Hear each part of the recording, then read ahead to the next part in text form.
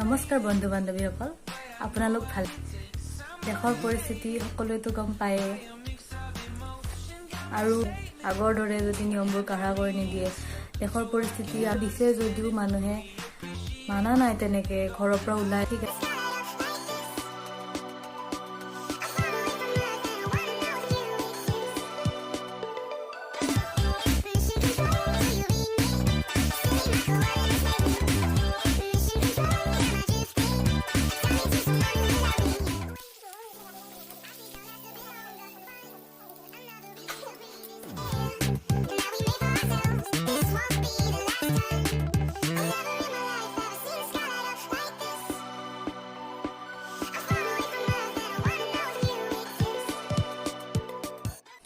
নমস্কাৰ বন্ধু বান্ধৱীসকল, ভালে আছেনে? আশা কৰোঁ সকলোৱে ভালে আছে। বৰ্তমান দেশৰ পৰিস্থিতিটোতো জানেই আপোনালোকে কেনেকুৱা পৰিস্থিতি হৈছে। চৰকাৰে লকডাউন বঢ়াই দিব লাগে, আগৰ দৰে কাঢ়া কৰি দিব লাগে নিয়মবোৰ, নহ'লে দেশৰ পৰিস্থিতি আৰু বেয়া হৈ যাব। চৰকাৰে নিয়মবোৰ দিছে যদিও মানুহে মানা নাই, তেনেকে ঘৰৰ পৰা ওলাই আছে, ওলাব পাৰে। কামত ওলাইছে কিছুমানে, ঠিক আছে, কিছুমানে এনেই ওলাইছে, এনেই ইফালে সিফালে গৈছে। এনেধৰণৰ পৰিস্থিতি, দেশৰ অৱস্থা যাতে ঠিক হৈ যায় আৰু আমাৰ দেশখনৰ লগতে আমাৰ ৰাজ্যখনো যাতে কৰোণামুক্ত হয়, তাৰে আশা কৰিছোঁ। আৰু এতিয়া যিহেতু এইকেইদিন ঘৰতে আছোঁ আৰু ঘৰৰ কিছু কাম কৰি আছোঁ, আৰু যিহেতু আজি মাতৃ দিৱস, সেয়েহে মই আজি নিজে কিবা এটা বনাই পিনে মাক খুৱাম বুলি ভাবিছোঁ। ঘৰতে থকা বস্তু দি এসাঁজ ধুনীয়াকৈ বনাই মাক খুৱাম বুলি ভাবিছোঁ। আজি মাতৃ দিৱস উপলক্ষে মোৰ ফালৰ পৰা সকলো মাতৃলৈ মোৰ ফালৰ পৰা শুভেচ্ছা থাকিল। আশা কৰোঁ সকলোৱে যেন ভালে থাকে। তেনেহ'লে বলকচোন আজিৰ ব্লগটো আৰম্ভ কৰোঁ। যিহেতু লকডাউন চলি আছে, ঘৰত তেনেকুৱা বিশেষ একো বস্তু নাই, হ'লেও ওচৰৰ পৰা কিবা কিবি গোটাই পিনে দিনৰ সাজ বনাম বুলি ভাবিছোঁ। আহকচোন চাওক কি বনাব পাৰোঁ। যিহেতু চাটনি বনাম, সেইকাৰণে ঘৰৰ ওচৰৰ পৰা অলপ নৰসিংহ ছিঙিব আহিলোঁ।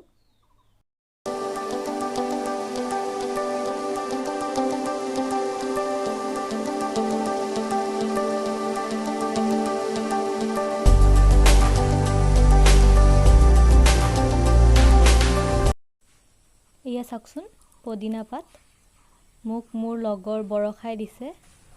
আজি চাটনি বনাবৰ কাৰণে ছিঙো, আৰু তোলে অলপ চাটনি থৈ দিম দে, আহিবি লৈ যাবি। যিহেতু বেছি পাত হোৱা নাই এতিয়ালৈ, হ'ব এইখিনিয়ে। এতিয়া মই জলকীয়া, পদিনা, আদা, ৰচুন, এটা কেঁচা আম, নৰসিংহ পাত আৰু অলপ দালি লৈ লৈছোঁ। দালিখিনি অলপ সময় তিয়াই লৈছোঁ।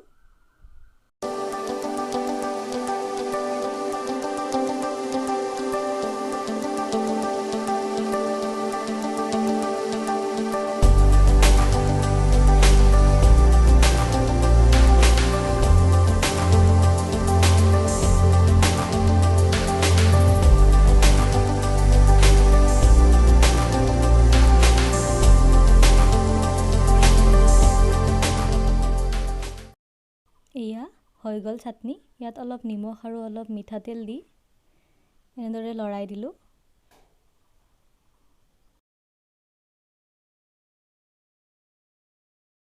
এতিয়া মাছ বনাবলৈ মই এটা ডাঙৰ পিঁয়াজ আৰু এটুকুৰা আদা লৈ লৈছোঁ। গেছটো জ্বলাই লৈ তাত কেৰাহী এখন পাতি দিছোঁ। অলপ তেল দি দিছোঁ।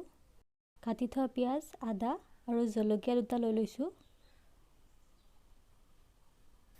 এতিয়া মই কেৰাহীখনত মাছ দি দিছোঁ।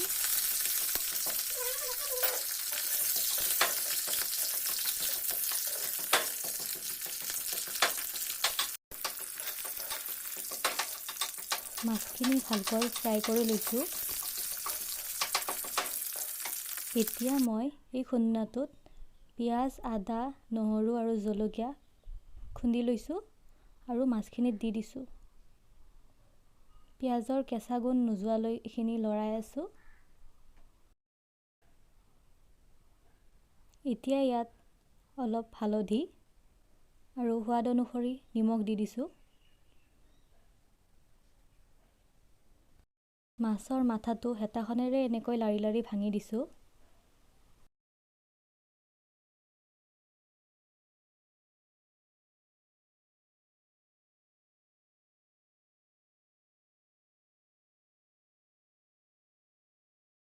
এতিয়া ইয়াতে অলপ গৰম মছলা আৰু অলপ মিট মছলা দি দিছোঁ এচিকুটমান।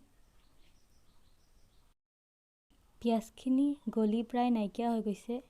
এতিয়া মই ইয়াত অলপ পানী ঢালি দিছোঁ আৰু এনেকৈ লৰাই দিছোঁ। এতিয়া মই এইখিনি ঢাকন দি দিম যেতিয়ালৈ পানীখিনি শুকাই নাযায়। এয়া হৈ গ'ল আমাৰ মাছ। বহুত ধুনীয়া গোন্ধ ওলাইছে আৰু খাবলৈও বহুত ভাল লাগে। খাই চাবচোন কেতিয়াবা। এতিয়া মই কচু অলপ লৈছোঁ। এইখিনি কচু মোক ঘৰৰ ওচৰৰ খুৰী এজনীয়ে দিছিল কালি উঠাই। ভাবিছোঁ এইখিনি ভাপত দি খাওঁ।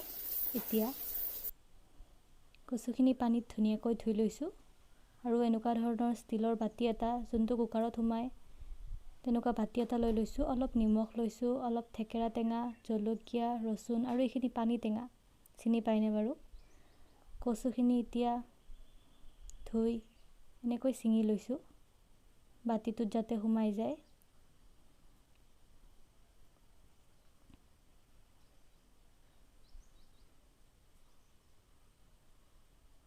নিমখ অলপ দিছোঁ আৰু এই গুটিখিনি দি দিছোঁ। এতিয়া ঢাকোনখন লগাই চাউলখিনিৰ লগতে প্ৰেছাৰ কুকাৰটোত এনেকৈ বাতিটো ভৰাই দিছোঁ। এতিয়া ঢাকোনখন মাৰি দিছোঁ।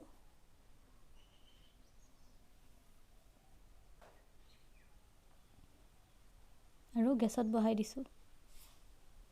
এয়া কচু। এইখিনি এতিয়া অলপ তেল দি পিটিকি দিছোঁ।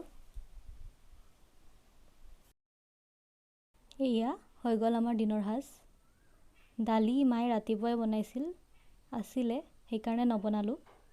এয়া দালি ৰাতিপুৱাৰে, মাছ,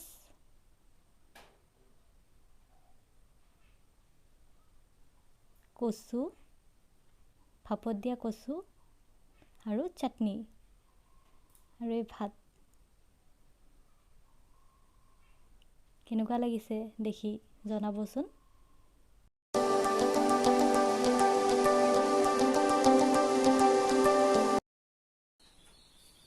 খালোঁ দুপৰীয়াৰ আহাৰ। গোটেইখিনি ভাল লাগিল খাই, বহুত সোৱাদ হৈছিল। আপোনালোকেও কেতিয়াবা এনেকৈ বনাই খাই চাবচোন আৰু মোক জনাব কেনেকুৱা লাগে। যদি আজিৰ ভিডিঅ'টো ভাল লাগিল তেনেহ'লে লাইক কৰিব, কমেণ্ট কৰিব, মোৰ চেনেলটো ছাবস্ক্ৰাইব কৰিব। আকৌ লগ পাম এটা নতুন ভিডিঅ'ত। তেতিয়ালৈ বাই।